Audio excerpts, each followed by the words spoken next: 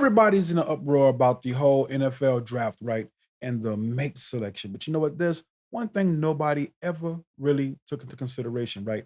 How this whole sprinkle mindset affects the outcomes of women. As a matter of fact, check this out.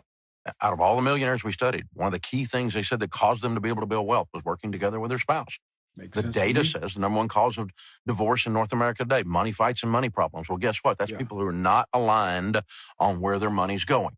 They're not talking about it. They're not combining things. It's just like you're over there in the corner doing stupid stuff and I'm throwing grenades at you and we get a divorce as a result. So, I don't, some of you have little independence problems or you got other kind of little philosophical issues or something, but Sprinkle, I guess. you're just wrong. It's just wrong. Okay. It's not morally wrong. It just doesn't work. Long term. Okay. And the data's in. Why are all these black college athletes that are getting drafted having white women? What's going on? I am going to tell you, as someone that is friends with a lot of D1 football players and D1 basketball players, I'm going to tell you because they have told me. Whoa. Before I get into this, I want to make it clear I'm only into black women. I'm just telling you what they have told me. My man said, bro, how many white women have you seen do the Meg Thee Stallion challenge? And he said, excluding the ones that think they're 2 shades away from being Lotto. I said, probably only 1. He said, okay. Y'all, 5 of my guys that play on Division 1 Power 5 football teams, and they start, they were like, Goody, you know the type of NIL deals we got. One of my men said, bro, I was messing with this black girl. She heard about the deal I got and started to request money, Apple Pays and Cash Apps for her hair and nails. Wow. Shit. My other friends were saying, bro, I would try to take her out to Chipotle, Kava, this and that. She would get mad talking about why are we going to steakhouses? You're good for it. I said, oh, shit. They were like, bro, the white women, they're down to go and get a cup of coffee, go and get some fucking ice cream. My friends were like, bro, the white women we're dating, they pay for a lot of our stuff. I said, what do you mean? They said, bro, they know that we're making some money, but while we're at practice or we're at camp, they got us our favorite Kava bowl, double chicken, right? Waiting for them to come out of practice. My friends are telling me these girls are getting their group projects done, getting their essays done, online tests done on time. I said, wait, what? I said, bro, what about maintenance? There's no way y'all are not paying for her hair, nails, bags, her lifestyle. He said, bro, first of all, my girl will get her own Starbucks and even get me one, but if I want to be nice, I'll get her something, from Starbucks. And they were like, hair and nails. They don't even care about the nails, really, and if they do it themselves. Sometimes I pitch in, and I was like, all right, what about hair? They were like, bro, she's white. She just brushes it. We're flat irons it. She wants to be special. Damn. She's saving a lot of money.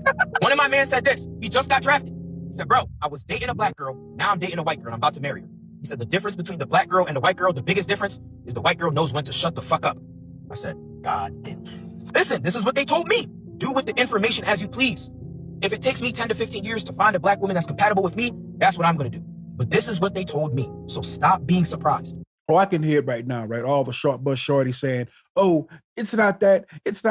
They just want white women. Shut up. Sweetheart, you're not making any sense. You're losing them to Latinas and Asian women too. I mean, let's not forget about them. Now look, me personally, my thing is sisters. But I sit back, I listen to my brothers. I see their plight. I see what they're going through. Let's not pretend like we didn't grow up with you. Let's not pretend like you want our mothers and our sisters, our cousins, our homegirls who put these young men through hell. So at the end of the day, can you really complain about a situation like what we have with the NFL draft? Wise men are going to pick a mate that suits their purpose and agenda.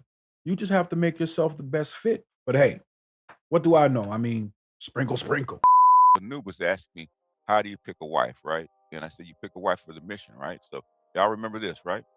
Okay. If you want the kids to be successful, you got to get an Asian woman. If educated, top-notch kids are what you want, Asian women top down. You want to get poured into, where she's going to support you, probably a white woman, okay? You're a blue-collar guy that you're going to be blue-collar, you want a woman to work with, you be Latina, okay? If you want to be faithful to the race, and understand your trauma and all kind of peculiarities in your culture, you want to be part of a group culture, she got to be black. Yeah. Okay. Yeah, Y'all remember what you want. It depends on what you want. Depends what the mission is, right? Okay. Depends on what the mission is. Okay. So is it a wonder why black men, black athletes choose white women? Okay. Remember I said if you want a woman to pour into you, say like a black athlete that hasn't made the big leagues, because it's very hard to make the NFL or any kind of pro league. And you got like a 1 in 10,000 shot to make the pro league, right? So that woman has to take a chance on you. So, but if you want a woman to pour into you, Yeah. All right, so I'm going to have to cut it right there to avoid getting a copyright strike. But to go ahead and give you guys the gist of it, right? He's showing a clip from the TV show Atlanta. I'm not sure exactly what season and episode this was, right? But it's a situation where a conversation takes place inside of a nightclub in between a black woman and a white woman. The white woman was with this actor guy, right? Now successful, but she was with him before he was successful. And she was there with him, pouring into him, supporting him all the way until the moment he reaches his success. And this white woman is confronted by a sister who isn't really all that pleased to see a white woman on the arm of a successful black man. That's the gist of it. Let's get back to the point. in other words, I'm bitter because I didn't invest. It's just like somebody that invested in Microsoft when it was $1. Okay. Yeah. And I'm mad because you got all this money. You're rich. I took a chance. I invested early. I took a risk. And I supported. And I poured into. And I'm reaping the reward. Now you pissed. It's pretty much how it goes. Now you expect a black man to disregard somebody that had his back from the beginning and pick a black woman just because of cultural practices. Nothing to What do did I with say the about race. the end? If you want cultural practices, you want cultural norms, get a black woman, right? Yeah. That's what she's there for. If that's what you want, I'm not saying that is wrong. I'm saying if that is what you want, you have to put up with what you have. Bingo. You have to pour into a black woman. If you want a black woman, you want a black wife, you want a black family, trust and believe I know, you got to pour into her ass because she's not going to pour into you. Let's be honest. Modern women today believe that if you do anything to help your man acquire any type of wealth, then that's called struggle love. But here's the problem with that mindset, right? You leave the door open for women of other groups who are willing to pour into your man, who are willing to help really pour into the children, the women who are willing to help get out there and get her hands dirty. You know, I'm not a Bible thumper, right? But I was speaking to one of my Bible thumping homeboys and he said something to me. He said there's a spot in the Bible where it says that a two or threefold cord is not easily broken. You know, and the way he interpreted that to me is like, if you're in a situation to where there's two incomes, you can more easily achieve generational wealth and just the overall better, you know, quality of life than if one person was doing it. I don't care if the one person was making 500,000.